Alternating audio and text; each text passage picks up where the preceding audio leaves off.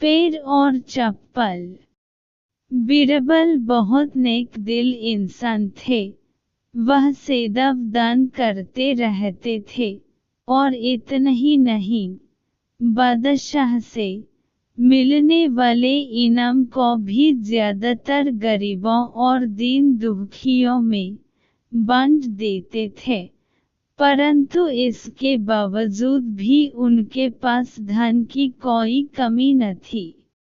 दान देने के साथ साथ बीरबल इस बात से भी चौकन्ने रहते थे कि कपटी व्यक्ति उन्हें अपनी दीनत दिखाकर ठग न ले।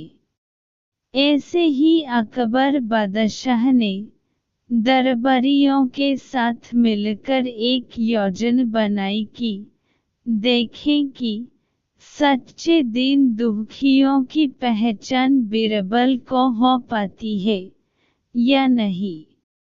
बादशाह ने अपने एक सैनिक को वेश बदलवाकर दीनहीन अवस्था में बीरबल के पास भेज कि अगर वह आर्थिक सहायता के रूप में बीरबल से कुछ ले आएगा तो अकबर की ओर से उसे इनाम मिलेगा।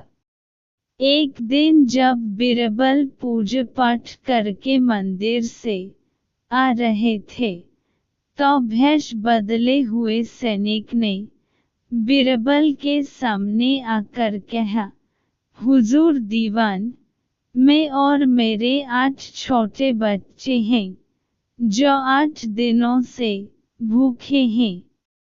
भगवान का कहना है कि भूखों को खाना खिलाना बहुत पुण्य का कार्य है। मुझे आशा है कि आप मुझे कुछ दान देकर अवश्य ही पुण्य कमाएंगे।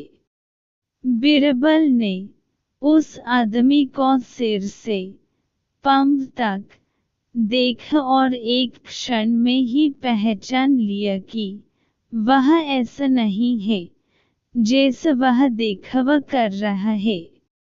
बीरबल मन ही मन मुस्कुराए और बिन कुछ बोले ही उस रास्ते पर चल पड़े जहां से होकर एक नदी पार करनी पड़ती थी।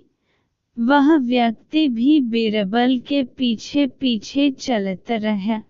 बीरबल ने नदी पार करने के लिए जूती उतारकर हाथ में ले ली। उस व्यक्ति ने भी अपने पैर की फटी पुरानी जूती हाथ में लेने का प्रयास किया। बीरबल नदी पार कर कंकरीले मार्ग आते ही 2-4 कदम चलने के बाद ही जूती पहन लेता।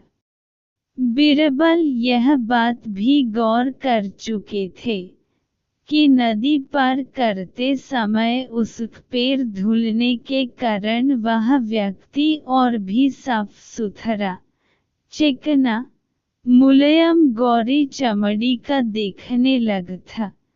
इसलिए वह मुलायम पैरों से कंकरीले मार्ग पर नहीं चल सकता था। दीवान जी, दिन टहन की पुकार आपने सुनी नहीं? पीछे आ रहे व्यक्ति ने कहा। बीरबल बोले, जो मुझे पापी बनाए मैं उसकी पुकार कैसे सुन सकता हूँ? क्या कहा? क्या आप मेरी सहायता करके पापी बन जाएंगे? हाँ, वह इसलिए कि शास्त्रों में लिखा है कि बच्चे का जन्म होने से पहले ही भगवान उसके भोजन का प्रबंध करते हुए उसकी मां के स्तनों में दूध दे देते हैं। उसके लिए भोजन की व्यवस्था भी कर देते हैं।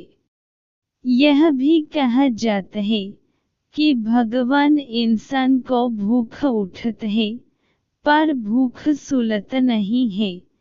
इन सब बातों के बाद भी तुम अपने आप को 8 दिन से भूख कह रहे हो। इन सब स्थितियों को देखते हुए यही समझना चाहिए कि भगवान तुमसे रुष्ट हैं और वह तुम्हें और तुम्हारे परिवार को भूखा रखना चाहते हैं, लेकिन मैं उसका सेवक हूँ। अगर मैं तुम्हारा पेट भर दूं, तो ईश्वर मुझ पर रुष्ट होगा ही। मैं ईश्वर के विरुद्ध नहीं जा सकता। न बाबा न मैं तुम्हें भोजन नहीं कर सकता, क्योंकि यह सब कोई पापी ही कर सकता है। बीरबल का यह जवाब सुनकर वह चला गया। उसने इस बात की बादशाह और दरबारियों को सूचना दी। बादशाह अब यह समझ गए कि बीरबल ने उसकी चालाकी पकड़ ली है।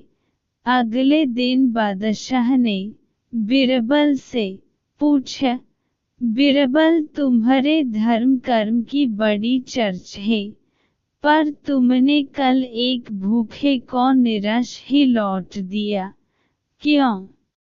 आलम पनाह, मैंने किसी भूखे को नहीं, बल्कि एक ढोंगी को लौट दिया था, और मैं यह बात भी जान गया हूँ कि वह ढोंगी आपके कहने पर मुझे बेवकूफ बनने आया था।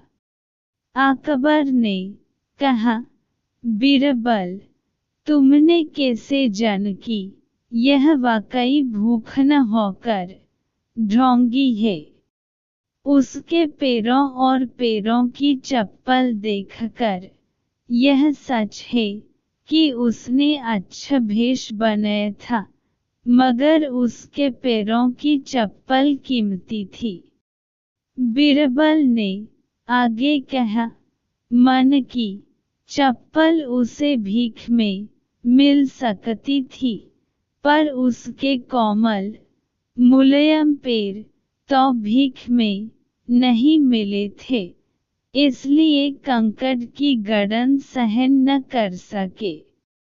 इतना कहकर बीरबल ने बताया कि किस प्रकार उसने उस मनुष्य की परीक्षा लेकर जान लिया कि उसे नंगे पैर चलने की भी आदत नहीं, वह दरिद्र नहीं, बल्कि किसी अच्छे कुल का खातकमत पुरुष है।